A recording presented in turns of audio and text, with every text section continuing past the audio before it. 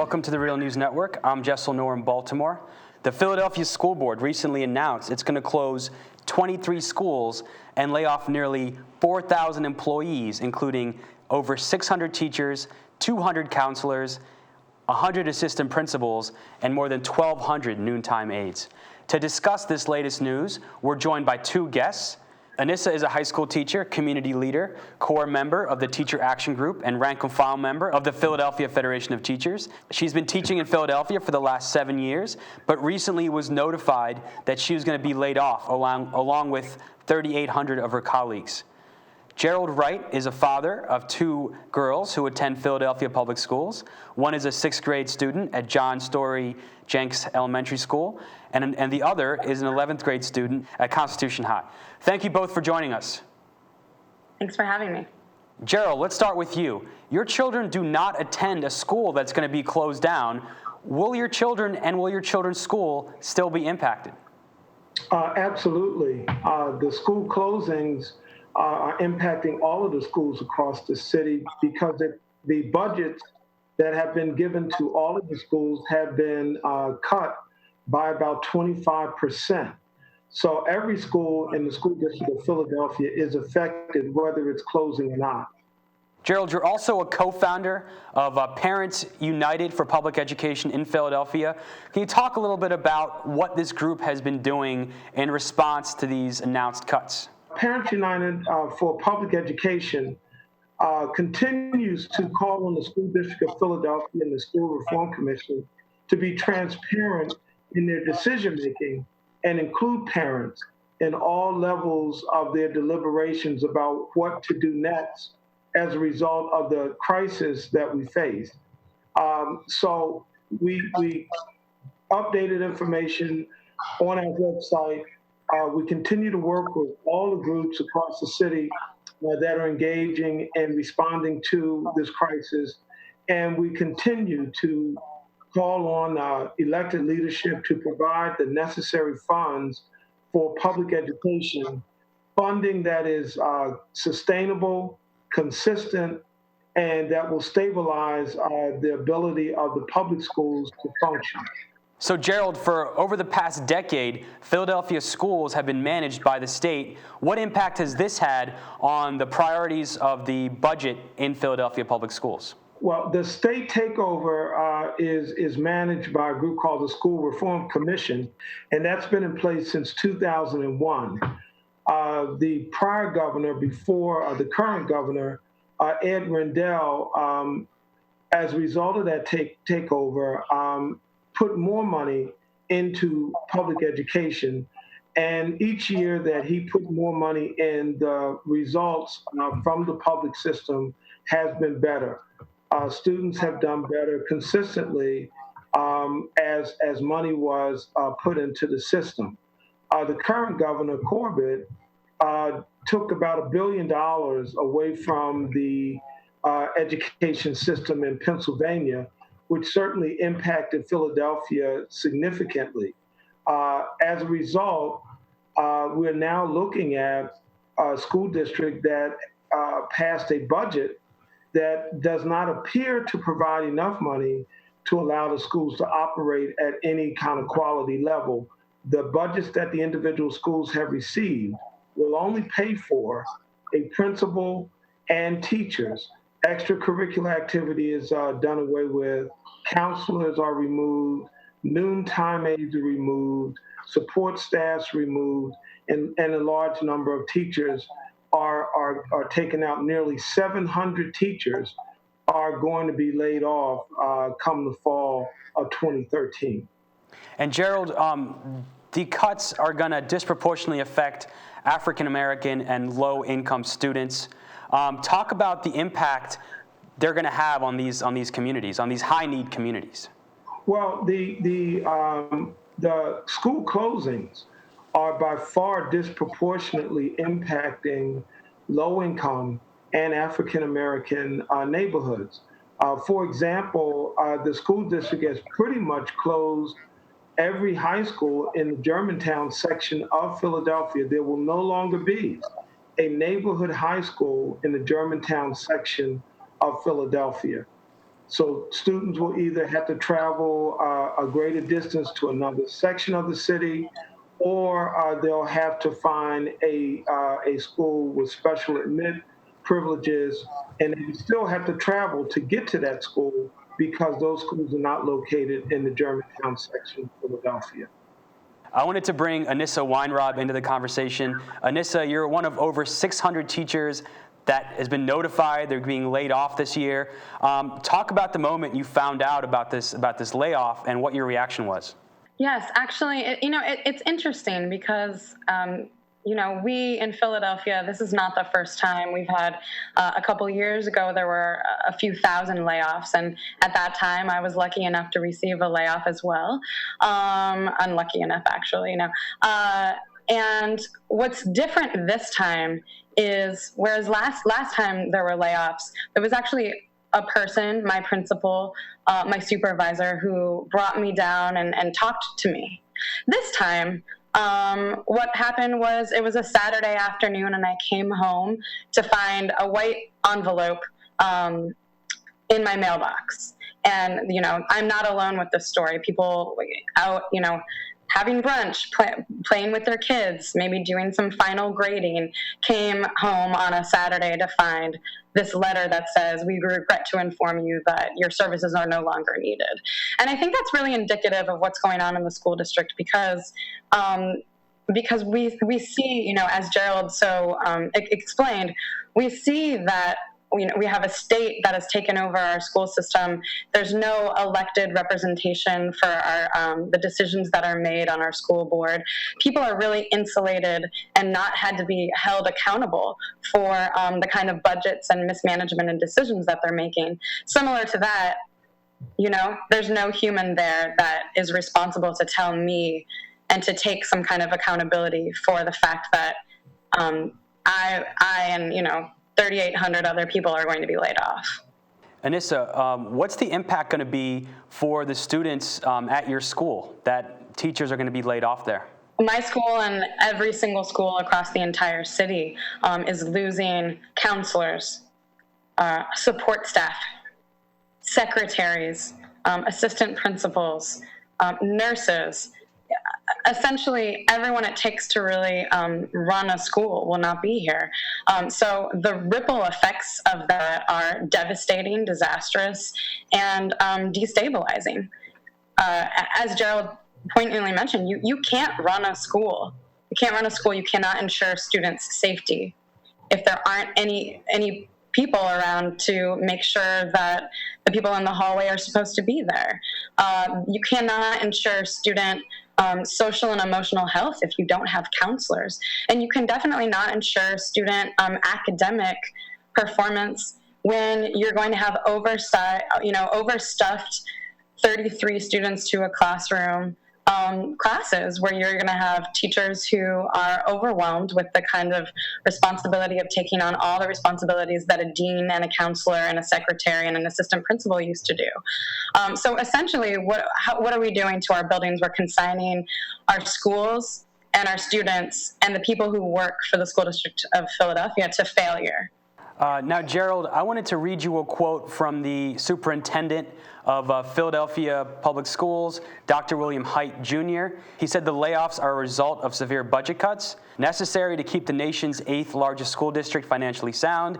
He says the school district of Philadelphia must live within its means. We can only spend the revenues that are given to us by the city and the state. Unfortunately, this is the harsh reality of how that looks. Gerald, you talked about the priorities of the state, and at the same time they have slashed the public school budget. They have allocated $400 million to build new prisons near Philadelphia. What's your response? Well, I mean, it doesn't make sense. That $400 million is in addition to the budget passed for the corrections department in Pennsylvania. So if you can find $400 million in addition to the budget that was passed to build prisons, why wouldn't you want to divert at least some of that money to schools that are clearly suffering and responsible for the well-being and the education of tomorrow's workforce and today's children. Anissa, I wanted to get your response to Robert Poland. We recently had him on The Real News. He was talking about the most effective way to create jobs. And a lot of these cutbacks you've seen around the country, like, for example, in Pennsylvania, where they're facing a massive budget shortfall, the same time they're cutting public education, they're also cutting taxes to corporations, and the idea is to create jobs. But Robert Poland says, in fact, the best way to create jobs is to fund public education. Let's go to that clip. Spending on education is one of the best ways to create jobs. And it's maybe the best way insofar as we already have an infrastructure in place called the system of public education at the state level, at the local level. And when you spend $1 million on education, you're going to create 27 jobs. So we must reverse this thinking that somehow public education is a drag on economic well-being, that we need austerity in public education. Quite the opposite. Even on strictly economic terms, on job creation terms, invest in education, invest in public education. It's the single best route to creating jobs right now. I think it's very clear that those who have been elected to be our so-called leaders are really asserting priorities that are not in line with most people's common sense and our community's well-being. When you give tax break, when the idea of economic development is give mega corporations tax breaks, don't have downtown real estate holders pay their fair share of taxes, and then to slide that burden and to try to balance that budget on the backs of my students, my colleagues, and our city, we're living in an upside down world. And I think that the gentleman is correct that if we are, it really begs the question: what kind of community, what kind of city, what kind of nation do we want to live in? Do we want to live in one where everyone is literate, where everyone can function within 21st century demands of technology and ability to collaborate? Is it one in which people will be able to work and then know that they will have healthcare that's affordable to them and will have city services that are there for them? Or is it one where very few will extract all of the wealth and the rest of us will just be left for low-wage labor, unemployment, incarceration, joblessness, and really tearing at the real threads of our community? So I do think that this moment in public education in Philadelphia, in Pennsylvania, and across the nation is asking us in our cities and in our communities, what are our priorities? Will we invest in schools as public institutions and the cornerstones of healthy communities and the future generations? Or are we going to invest in this kind of casino capitalism where it's just the very few richest that gets to take away all of the wealth? We're really living at a moment that I see as a tipping point. So, Gerald, at the same time, public schools are being shut down and teachers are being fired, you still have the expansion of publicly funded but privately managed charter schools in Philadelphia. What's your response, and what will the next steps be for parents and community members in Philadelphia challenging these policies? Well, the first thing that parents and community folks need to recognize is we have to fight real hard to expand the amount of money coming in to the pot to provide taxpayer paid public education, whether it's charter or whether it's traditional public schools. That being said, given the pot of money that we have right now, the continued drive to expand charter schools without expanding the amount of money that we're receiving to provide education, the way that charter schools are organized and the way that the political will is being expressed in Philadelphia is draining needed resources from the public schools run by the School District of Philadelphia. Charter schools appear to be something of a priority the way that the state law has been interpreted. And as a result, there's still only one pot of money. So as a result, you have more hands in that one pot of money. And therefore, the School District of Philadelphia has less money to provide to the schools that is directly responsible to manage. And ironically, we don't have rational discussions. We have political discussions around school district-run schools and charters. So one of the things that parents and the rest of the community needs to do is begin to change this contentious discussion into one where we're talking rationally about what we need to do in order to provide public education that's run by the School District of Philadelphia, which is still the place where most of the children are going to receive their education.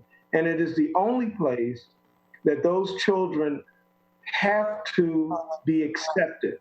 Charter schools don't necessarily have to accept schools, and if they kick a child out of their schools, that child comes back to the school district-run public schools. And in this current scenario, those are the very schools that are being hit hardest by the budget cuts and by the lack of positive reinforcement that's going on now in the education reform discussion. So Anissa, we'll end with you. How does the teachers union fit into this picture? Well, I think what we've seen this year in Philadelphia is something that's very exciting, where parents, teachers, and students and community groups and other labor unions are coming together through a coalition called PCAPS, the Philadelphia Coalition Advocating for Public Schools. And so I think inside of that, we're seeing much more grassroots and school-based organizing happen in among the rank and file in the teachers union. And so, I am a member of both the Teacher Action Group and the Philly Federation of Teachers. And so as a teacher leader, I think it is critical for all of us on the ground level, all of us who are working directly with students and directly with parents, to see ourselves as the union and to ensure that we push ourselves and our colleagues as the union forward, and really understanding that our working conditions and teaching conditions are our students' learning conditions, and that we have to have a real collective understanding that these are our schools, and so we must fight together. So this summer is going to be a real exciting one. We're going to be in the streets a lot. We're going to be canvassing with students and parents. We're going to be getting the word out, and we're going to be fighting for a contract that's good for us and good for our students and communities. Anissa, thank you for joining us. Thanks for having me. Gerald Wright, thank you for joining us. Thanks for having me. And thank you for joining us on the Real News Network.